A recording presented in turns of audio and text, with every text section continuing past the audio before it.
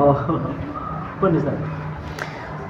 Bismillahirrahmanirrahim. Alhamdulillah wassalatu wassalamu ala Rasulillah wa ala alihi wa ashabihi wa man walah wa la haula wa la quwata illa billah. Amma ba'd.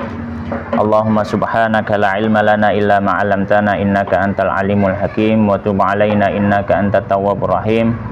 Allahumma faqihna fid din wa 'allimna ta'wil wa aftah lana futuhal arifin warzuqna al-ikhlas fil ilmi wal amal. Rabbi shrah li sadri wa yassir li amri wa hlul 'uqdatan min lisani yafqahu qawli. Allahumma amin. Baik, kita melanjutkan ngaji kitab Bulughul Maram min Adillatil Ahkam yang ditulis oleh Al-Hafidz Al-Imam Ahmad bin Ali bin Hajar Al-Asqalani Asy-Syafi'i yang wafat tahun 852 Hijriah rahimahullahu rahmatan wasi'ah. Sekarang kita masuk bab yang baru, babul musaqati wal ijarati. Silakan dibaca. Rahimahullah taala babul musaqah bab musaqah wal ijarah dan ijarah. Ani bin Umar dari Umar radhiyallahu taala anhu anna Rasulullah sallallahu alaihi wasallam amala ahla Khaibar niki bermuamalah dengan ahli atau memperkerjakan ahli Khaibar bisa beri dengan membagi dengan sebagian layak rujuk apa yang keluar minha darinya min samarin dari buah-buahan atau zar'in atau berbiji-bijian. Iya. Mutafaqun alaih. Hadis riwayat Bukhari Muslim wa fi riwayatin dan dalam riwayat lahuma milik keduanya fasa'aluhu maka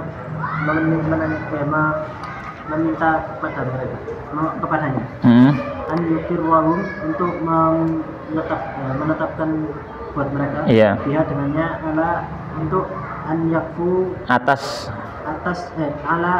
an yakfu mencukupkan amalaha pekerjaannya dalam mengerjakan tanah Khaibar mengerjakan tanah Khaibar malam dan bagi mereka nisfu samari setengah dari buah-buahan. Faqala lahum maka pada mereka Rasulullah sallallahu alaihi wasallam nukirukum aku entahkan untuk kalian dia dengannya ala dzalik atas dengan itu masihnya apa yang kami kehendaki. Faqarru maka mereka mentahkan dia dengannya hatta hingga ajlahum mengusir mereka Umar radhiyallahu taala anhu. Muslim anna Rasulullah sallallahu alaihi wasallam dafa'a ila Yahudi memberikan kepada Yahudi Khaibar nakhla Khaibar kurma Khaibar wa ardaha dan buminya tanahnya ala atas an ya'tamiluha untuk menggarapnya min amwalihim dari harta mereka walau dan bagi mereka syatru samaiha setengah dari buahnya. Wong mati dah. Siapa? Ternyata. Hah? Di rumah Said.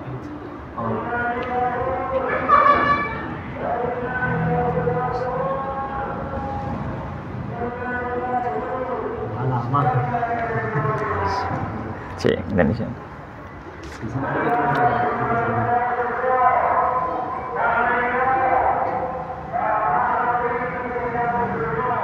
Bapak siapa? Dukuan dah. Kita orang balong. Roni. Romi ta Roni ta. Sony S tak R kan? Apa tuh? Oh S tak. Ngajak Sony bukan mati biar sih. Yes lah. Kelak. Nanti kelak dewe. Bismillahirrahmanirrahim. Qala al-musannifu rahimahullahu ta'ala wa nafa'ana bil ilmi fid dunya wal akhirah wa dakhala fasya jannatihi wa taqammadahu bi rahmatihi Allahumma amin. Babul musaqati, bab musaqah wal ijarati dan ijarah. Saya artikan dulu judul babnya. Musaqah. Musaqah ini apa? Musaqah itu adalah akad antara pemilik kebun dengan pekerja. Musaqah itu akad antara pemilik kebun dengan pekerja yang upah pekerja tersebut diambil dari hasil panen perkebunan itu. Ya, saya ulangi ya, musaqah itu adalah akad antara pemilik kebun dengan pekerja yang mana upah dari pekerja itu adalah sebagian dari hasil panen. Ini namanya musaqah. Ini namanya musaqah. Adapun wal ijarah, ijarah ini adalah jual beli jasa. Itu ijarah. Jual beli jasa. Ya. Ini namanya ijarah. Nah, maka di sini beliau membuat dua pembahasan. Yang pertama pembahasan musaqah dan yang kedua pembahasan ijarah. Sebenarnya pembahasan musaqah ini kan akad yang berhubungan antara pemilik tanah ya dengan pekerja. Maka kita sampaikan, ketika seorang memiliki lahan, kemudian lahan itu dimanfaatkan untuk tanaman, maka ada 1, 2, 3, 4 model akad yang bisa dipakai, atau 4 model akad yang dipakai, bukan bisa dipakai karena nanti ada sebagian yang nggak boleh. Ini saya gambarkan dari perspektif atau sudut pandangnya fikih Syafi'i. Ada 4 model. Ketika ada orang punya tanah, tanahnya ditanami, ya atau punya tanah lah, terus punya tanah. Kemudian tanah itu diolah, pengolahan tanah. Maka di sini ada 4 model akad. Akad yang pertama, ada orang punya tanah, kemudian ada orang yang sewa tanah untuk digarap. Ya, ini namanya ikro. Kalau bahasa nanti ada bahasa namanya akroyukri, itu ikro. Ikro itu orang punya tanah, punya sawah lah, gampangnya punya sawah atau punya kebun, disewa. Nah, ini namanya ikro. Ini pertama, modelnya seperti ini, ikro. Bayarannya apa? Bayarannya ya jelas. Bayarannya di sini jelas. Dalam artian ditentukan nominal atau ditentukan bendanya. Misalkan saya sewa sawahmu setahun, nih gini bosone tuku sawah, tuku tahunan kan gitu ya. Tapi sebenarnya kan nyewa, tuku. Jadi nyewa. Misalkan setahun ini 2 tahun 5 juta misalkan, ya. Atau dalam 2 tahun ini tak bayar 1 ton beras misalkan. Ini namanya ikro. Jadi orang punya lahan, ada orang yang pekerja, dia nyewa untuk digarap. Ini boleh ikro yang pertama. Yang kedua adalah musaqah. Musaqah. Nah, musaqah ini apa? Musaqah itu orang punya lahan, ya itu tadi yang saya sampaikan. Orang punya lahan, lahannya itu sudah ada tanamannya. Namanya perkebunan kan nggak mungkin kosong. Ada tanamannya. Yang mana dia cari pekerja. Tugasnya apa pekerja ini? Tugasnya adalah cuma merawat tanaman supaya tanamannya buah. Ini namanya musaqah. Namanya apa? Musaqah. Jadi gak nandur. Akad musaqah itu gak nandur ya, gak nanem. Dia cuma merawat pohon. Apa yang dilakukan? Ya nyirami, ya ngawinkan kalau misalkan butuh dikawinkan, buah-buahan seperti salak, apa jenis, atau ya itu kelengkeng mbak, iya, ngerabeno ya, ya kelengkeng lah. Kemudian kurma itu ngerabeno, ya seperti itu. Atau mungkin juga mungkin ngeresiki apa jenenge dahan-dahan yang kering dan pokoknya dirawat sampai berbuah. Nah, kemudian upahnya dari mana? Upahnya nggak ditentukan secara nominal, tapi upahnya adalah hasil piro engko tak bageni. Ini musaqah. Musaqah ini boleh. Musaqah ini boleh. Ya, jadi sudah ada 2 yang boleh ya. Yang ketiga, ada namanya muzaraah. Ya. Muzaraah itu apa? Muzaraah itu ada orang punya lahan. Lahan ini lahan kosong ya. Ada orang punya lahan. Ada orang datang mau nyewa lahan untuk ditanami. Mau nyewa lahan untuk ditanami. Tapi benihnya, bibitnya dari yang punya tanah. Bibitnya dari yang punya tanah. Upahnya, upah yang ngerjakan, sing nandur sampai sing ngerawat dan seterusnya, upahnya sebagian hasil panen. nek hasil dibageni, nek gak hasil ya podo-podo rugi nih.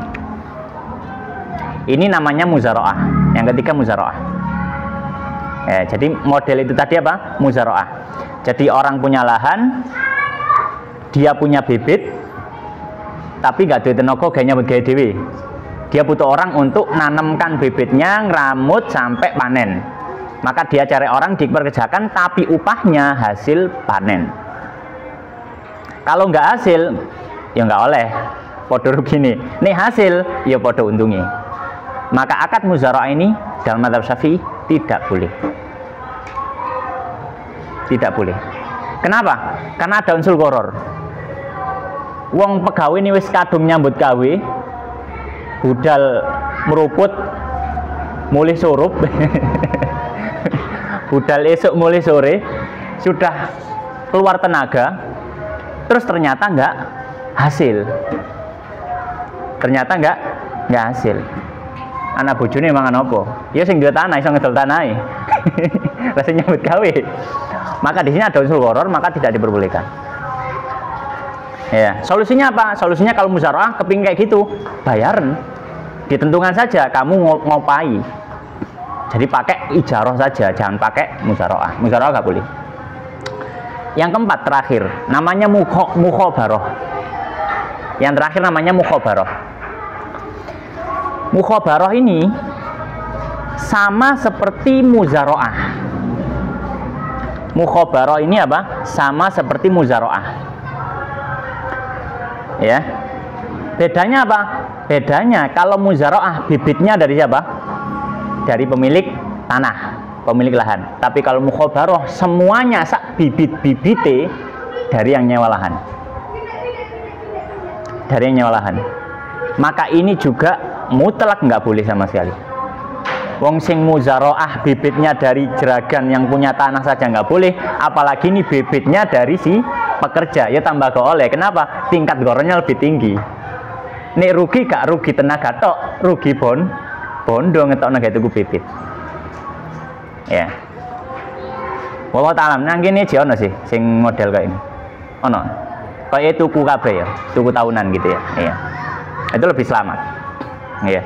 Dan ini yang saya sampaikan ini dari perspektif atau dari sudut pandang mazhab Syafi'i. Ya, kita tidak menolak, mungkin ada sebagian ulama ada yang membolehkan muzaroah. Sebagian ulama muzaroah ada yang membolehkan. Tema kuliah kita baca di sini hadisnya, ya. Yang pertama atau 781 qala an Ibnu Umar, dari sahabat Ibnu Umar radhiyallahu taala anhu, anna Rasulullah, bahwasanya Rasulullah sallallahu alaihi wasallam amala ahla Khaibar. Bermuamalah, maksudnya muamalah ini memperkerjakan ahla Khaibar, orang Khaibar. Orang Khaibar itu jadi gini. Ada daerah dekat Madinah. Nama daerah itu Khaibar. Khaibar ini terkenal sebagai produsen atau penghasil kurma terbaik. Penghasil kurma terbaik. Kurma Khaibar terkenal. Kurma kualitas rokom wahid itu Khaibar. Jadi di sana perkebunan luar biasa. Yang punya orang Yahudi semua. Terus akhirnya mereka dikalahkan, dikuasai oleh kaum muslimin. Maka Nabi SAW otomatis harta mereka miliknya kaum muslimin. Nabi dapat kejatahan salah satu kebun. Nabi kan nggak mungkin riwari wirono Masjid Madinah ditinggal sapa sing ngeramut kat ini. Maka Nabi menyuruh orang-orang Khaibar untuk merawat pohon-pohon kurma yang di situ. Nah, makanya ini musakoh. Jadi sudah ada pohonnya gitu. Makanya Nabi bermuamalah dengan ahli Khaibar bisyatri, dengan setengah atau sebagian ma yakhruju minha, dari apa yang keluar dari tanah Khaibar. Ha kembali pada Khaibar. Khaibar muannats. Min samarin, dari buah, au zar'in atau tanaman. Muttafaqun alaih. Hadis riwayat Bukhari Muslim. Wa fi riwayatin lahuma, dan dalam riwayat yang lain, fasa'aluhu, maka orang-orang Khaibar meminta. Sa'al ini bukan bertanya tapi meminta ya. Maka orang-orang Khaibar meminta an yukirrohum, supaya Nabi membiarkan mereka biha di Khaibar. Jadi setelah dikalahkan kampungnya, orang Khaibar ini minta kepada kanjeng Nabi, tolong jangan diusir kami. Kami jangan diusir, biarkan kami tetap di rumah kami. Maka Nabi membiarkan, nggak apa-apa. Ala, dengan syarat, ala, atas an yakfu, mereka cukupkan diri, amalaha, untuk mengerjakan tanah di Khaybar. Jadi dalam artian boleh mereka tetap tinggal di situ dengan syarat mereka ngeramut kebun-kebun di Khaybar dan nanti sebagian dari hasilnya dikirim ke kaum muslimin, sebagian dimakan sendiri. Itu syaratnya. Walahum nisfu tsamari, dan untuk mereka setengah dari hasil buahnya.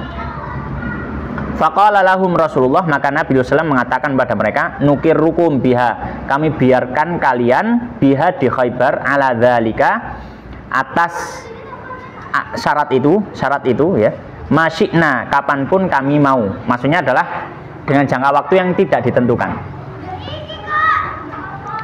Faqarru biha, maka mereka pun berdiam diri biha di Khaybar, orang-orang Yahudi berdiam diri di Khaybar, hatta ajlahum, hingga mengusir mereka Umaru, sahabat Umar radhiyallahu ta'ala anhu.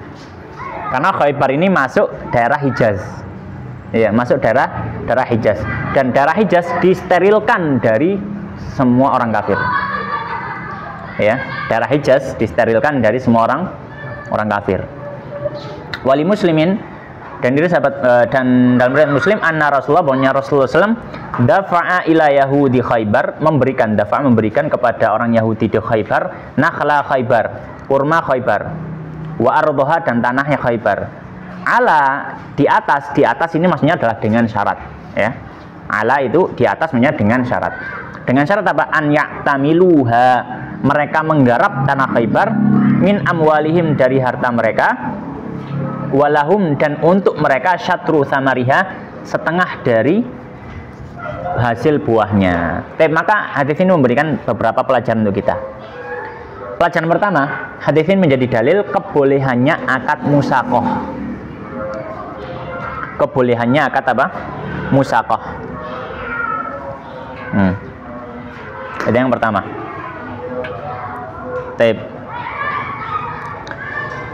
Kemudian yang kedua,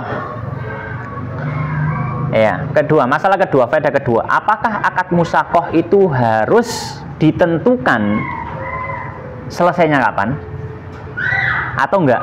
Dalam artian, kamu kerja di kebun saya ya, nanti upahnya sebagian dari hasil panen. Apakah ditentukan juga, misalkan selama 1 tahun atau selama 2 tahun, atau enggak usah ditentukan? Ya. Jadi faedah kedua, apakah akad musaqah ini harus dengan penentuan batas akhir atau tidak? Maka ulama ada 2 pendapat. Pendapat pertama mengatakan, ya, tidak dipersyaratkan menentukan batas akhir. Jadi nggak harus di dalam akadnya sampai 1 tahun, sampai 2 tahun, nggak harus. Misalkan kamu tak kerjakan di kebun saya, separuh hasilnya buat kamu sebagai upah. Gitu toh, apakah sah? Sah. Ini pendapat sebagian ulama. Berlandaskan dari hadis ini yang riwayat Muslim tadi, ya. Riwayat yang lain tadi disebutkan nukirrukum biha ala dzalika masyikna, kapanpun kami mau. Ya. Maka di sini Nabi nggak memberikan batas. Ini pendapat sebagian ulama. Pendapat kedua mengatakan dalam akad musaqah harus ditentukan batas akhirnya.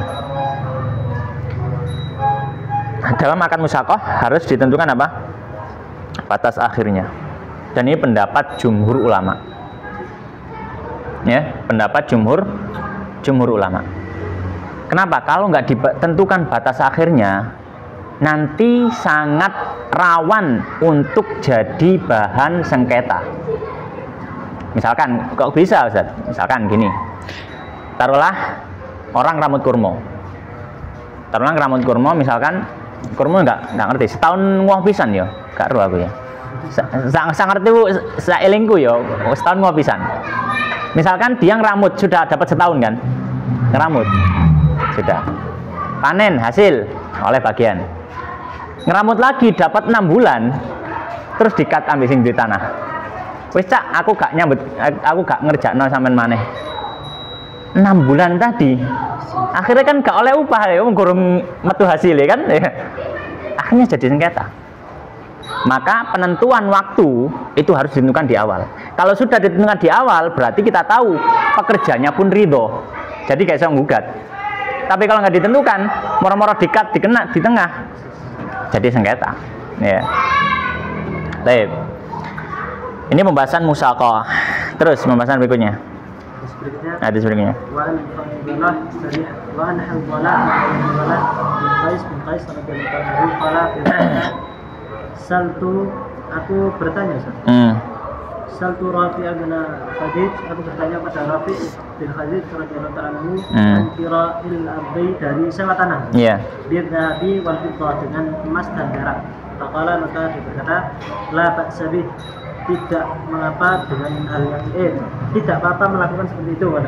Innama sesungguhnya kanan nasu adalah manusia yu'ajiruna, mereka melakukan ijarah. Iya. Ala ahdi Rasulullah, di zaman Rasulullah sallallahu alaihi wasallam, alal madianat, atas al-madianat ini. Madianat itu parit. Maksudnya tumbuhan yang tumbuh di parit. Atas tumbuhan yang tumbuh di parit. Waqbalil jadawil, dan menerima yang dekat. Akbal itu dekat. Jadawil sumber-sumber air.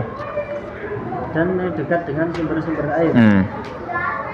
Wasya'an minazat, dan sesuatu dari gandum, dari tanaman. Dari tanaman. Fayahliku, lalu fayahliku, maka rusak. Maka rusak hada, yang ini. Wa yaslamu hada, dan selamat yang sebagian. Wa yaslamu hada wa yahliku hada, dan selamat yang sebagian dan rusak sebagian. Walam yakun, dan tidak ada nasi bagi manusia qira'un illa hada, semuanya kecuali ini. Falidzalika, maka dengan itu zajara anhu, Nabi melarang. Zajara melarang. Nabi melarang. Fa'amma, maka adapun sayun, sesuatu maklumun yang diketahui, makmunun yang dijamin. Fala ba'sa, maka tidak apa bi dengannya. Rawahu Muslim, hadis Muslim, wa fihi, dan dalamnya bayanun, ada jelas lima atas ada yang ujmila lebih bagus. Yang umum, ujmila masih umum ya. Yang umum fil muttafaqi alaihi, dalam riwayat Bukhari Muslim. Min itlaqi dari larangan. Ya. Dari larangan,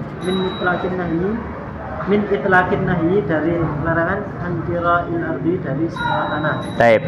Hadis berikutnya hadis 782, qala wa an Hanzalah ibni Qais, dari Hanzalah bin Qais radhiyallahu ta'ala anhu, qala, beliau mengatakan sa'altu Rafi' ibni Khadij radhiyallahu ta'ala anhu, aku bertanya pada Rafi' an qira'il ardi, tentang qira'ul ard. Tadi bukan iqra ya, Afan. Qira', jadi sing mang ada 4 tadi. Yang pertama bukan iqra tapi apa? Qira'. Tentang qira'ul ard. Qira' itu sewa menyewa tanah. Ya, bidzahabi wal fiddah, dengan emas dan perak, maksudnya bayar dengan nominal tertentu. Faqala, maka beliau mengatakan la ba'sa bihi, enggak masalah.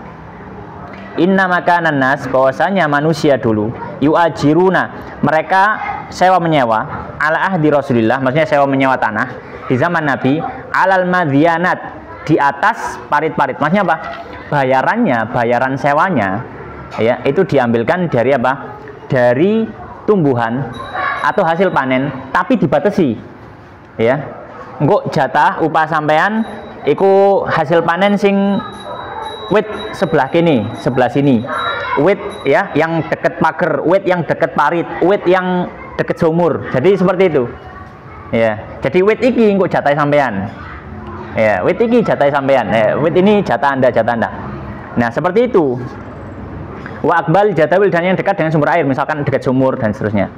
Ya, pokoknya pohon ini, ya, ini ada 3 pohon, ini nanti jatah sampean.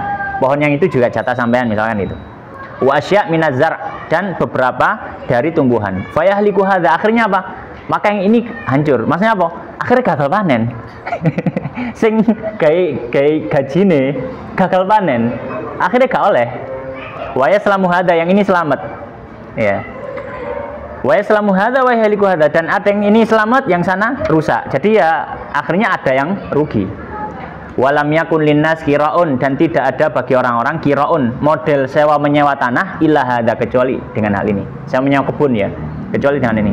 Falidzalika, oleh karenanya zajara anhu, Nabi melarang darinya. Fa amma syai'un ma'lumun, adapun sesuatu yang telah jelas, mabmunun, dan dijamin, maksudnya apa? Dengan nominal tertentu, jadi nggak mungkin rugi, bisa digugat. gajiku sakmene, ya bisa digugat. Fala ba'sa bihi, maka tidak masalah. Rawahu Muslim, hadis Muslim. Maka hadis ini memberikan pelajaran. Pelajaran yang pertama, hadis ini memberikan pelajaran apa? Bolehnya kirok tanah, bolehnya akad kirok tanah.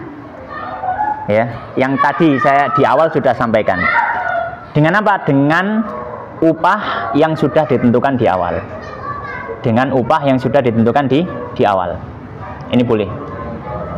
Ya, baik dengan uang atau dengan barang, tapi sudah ditentukan berapanya. Baik. Pelajaran kedua dari hadis ini, dalam akad musakoh,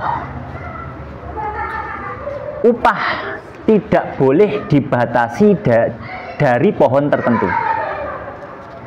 Dalam akad musakoh kan upahnya kan dari apa? Hasil panen. Nah, dalam akad musakoh, upah tidak boleh dibatasi dari pohon tertentu. Ya, tidak boleh dibatasi dari pohon tertentu. Ini beberapa pelajaran. Sekarang hadis terakhir saya baca sendiri ya. Hadis 783. Qala musannifur rahimahullah taala wa an Tsabit ibn Dhahhak, dari Tsabit bin Dhahhak radhiyallahu taala anhu, anna Rasulullah, bahwasanya Rasulullah sallam naha 'anil muzara'ah, beliau melarang muzara'ah, wa amara bil muajarah, dan memerintahkan akad ijarah, akad sewa menyewa dengan bayaran yang jelas. Rawahu Muslim aidan, hadis ini riwayat Muslim juga. Maka hadis ini ya memberikan pelajaran. Apa pelajarannya? Hadis ini menjadi dalil akad muzara'ah tidak diperbolehkan. Yang mana muzara'ah tadi yang saya sampaikan. Dan ini pendapatnya Imam Malik, Imam Abu Hanifah, dan Imam Syafi'i. Akad muzara'ah tidak diperbolehkan. Ya. Hanya saja Imam Syafi'i memberikan perincian nanti itu di pembahasan fikih. Demikian juga dikiaskan kepada muzara'ah mukhabarah. Kenapa? Karena mukhabarah tadi itu lebih parah gamblingnya. Iya. Kenapa? Kalau muzara'ah bibitnya masih dari si pemilik tanah, kalau mukhabarah bibitnya keluar daripada si pekerja. Tambah rugi ini kadung rugi, yo rugi kabeh wis. Pemilik tanah yo nyantai-nyantai saja. Ya, pemiliknya nyantai. Maka mukhabarah dikiaskan kepada hadis ini, dia juga dilarang. Kenapa? Karena dia lebih parah daripada muzara'ah. Demikian wallahu taala alam. Wassallallahu wa sallim wa barik ala nabina Muhammadin wa ala alihi wa ashabihi ajmain. Subhanakallahumma bihamdika asyhadu an la ilaha illa anta astaghfiruka wa atubu ilaik. Wa akhiru da'wana alhamdulillahirabbil alamin. Wallahu taala a'lam.